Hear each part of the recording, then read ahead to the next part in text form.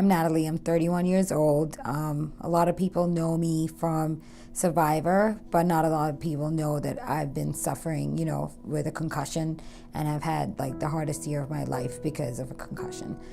For me, this last year has led me down to a road of kind of self-exploration. I've kind of managed my own concussion for a year, trying to do as much as I can to get back to my 100%. And I've been told by multiple doctors that, you can never be the person you were before the concussion. I didn't get injured while I was on a sports team where I had teammates to rely on. My family was never exposed to somebody having a concussion before, so they didn't really understand it. My friends they're used to this strong, independent, Natalie that was so resilient and wasn't fazed by anything. I was the girl that people came to when they had problems. There's nobody to hold your hand and be like, hey, Natalie, what you're going through is normal. It's okay to feel vulnerable. It's okay to feel emotional. It's part of this, it's part of what happens when you have a concussion. But I was kind of so alone, and I kind of blocked off everybody that I had to learn all by myself how to kind of navigate those waters. And I was directed towards cognitive FX through a woman who has had multiple concussions, and immediately when I searched it and I came to the website, it just was so different from anything I had seen out there. So it's my first day. It's a lot of emotions. I put a lot of pressure on myself, and you're coming in here and you have all these hopes.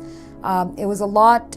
Sometimes I would start feeling overwhelmed, but I've never done any of the things I've done here. Sometimes, today, I felt like I was using parts of my brain that I haven't used in a long time. So today, I was skeptical about the scan because I was I've got MRIs before, I've got CT scans before, I've got every kind of scan you can imagine, but I've never done what I did today, which is while getting scanned, trying to perform, cognitive exercises and trying to focus and push myself, which was really interesting. When Natalie came in to do the functional NCI, we found that she met several of the biomarkers for concussion. I believe it was 4 out of the 5 biomarkers. She also had a severity score that was in the mild to moderately impaired range, struggling with everything from attentional issues, sensory processing issues, balance and dizziness, memory ability, executive functioning ability as well. I absolutely believe that Natalie can improve, especially considering we always do a structural scan as well. We just want to look at for gross abnormalities in her brain, and according to Dr. McKiff, who's our neuroradiologist in-house, there are no issues at all structurally. When I get the green light from him, I'm very, very confident that we can rewire because structurally the patient is sound. So then we did brain games. It was really frustrating because I'm super competitive. It's the simplest things, but you take it for granted before you've had a brain injury, how your brain works and how fast it can work. After that, I did cognitive therapy. I've never seen a speech pathologist in my life. My favorite is always anything to do with a massage or anything that digs into me. I'm really excited to work with him this next week and get more exercises from him on how to relieve the tension.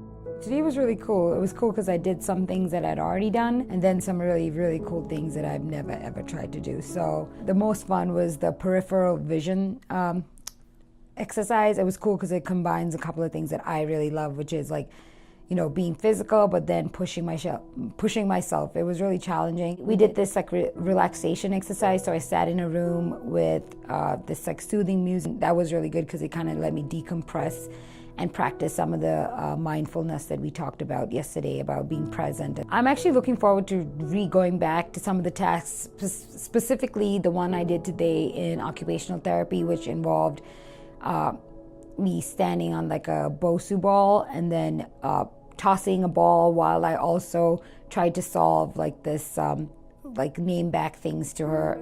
But I've never done something where I'm balancing as well as using my brain. So I feel now I'm in the groove and kind of getting used to the way Cognitive FX runs their show, and I'm kind of liking it. So today the thing that stands out was probably the Neuromuscular. Working with Jake is amazing. I feel that's a huge component of concussion recovery that is kind of ignored. We did something new. I was on the treadmill and I was expecting I'll just run again for 15 minutes, but instead he kept the tempo low and I had to remember sequences of colors. Super difficult for me, but it was cool. I mean, I got the gist of it, which was awesome. I feel like I've jam-packed a lot of stuff into these last 4 days. One of the cool things that I talked to my occupational therapist today is being able to go home and incorporate everything that I've learned here into my daily schedule. It's not like she was like, you got to do this and this and this. She was like, okay, so tell me what your schedule is like and let's try and figure out how we can incorporate these games. The thing that kind of registers the most for me today is how fast this kind of week flew by. The days were definitely long, and I guess I am kind of sad that treatment's done, because I really did enjoy the last 2 days getting to know my therapist, and the treatments really started to kind of become a part of my routine where, you know, at the start there were things I had never done before. And I feel really good. Like, it takes a lot for me to say that I'm feeling good, especially after such a crazy week. You know, the first time I did the scan, I didn't know what to expect. It's still kind of nerve-wracking to take it because, you know, you have to do these things while you're in this small, like, confined space. I'm really actually probably nervous to see what the results are because I have high expectations for myself, and I also don't want to let the people down here. Well, it was fantastic, and it wasn't surprising because of the effort that she put into it. I mean, she wasn't afraid to, you know, go full in and, you know, and she was really compliant and, you know, she was enthusiastic. She had that attitude, and, you know, and so the outcome was fantastic. She was so healthy that she was more than healthy. So it's possible that, you know, her brain looks as good as it's ever looked in her adult life, you know, as far as, you know, it's a tune-up, and we don't know what her brain was like before her injury, but at this point, as far as kind of how well functioning or how efficient the brain is at, you know, using blood and, you know, using energy, is more efficient than the average person who hasn't had a concussion. I look forward to being in touch with the people that were here, and if anybody, you know, anybody who knows me from whether it's Survivor or my regular life, like, knows that I'm a strong chick, but I got rocked this last year, and I want to be able to be that strong person for anybody who's like going through something like that I've been through. I'm really excited to move forward and work with the Cognitive FX Foundation to give people this treatment if they can't afford it. I'm also super passionate about service heroes, and having Cognitive FX support and treat firemen, policewomen and men, and our vets is something that I'm super passionate about and excited for.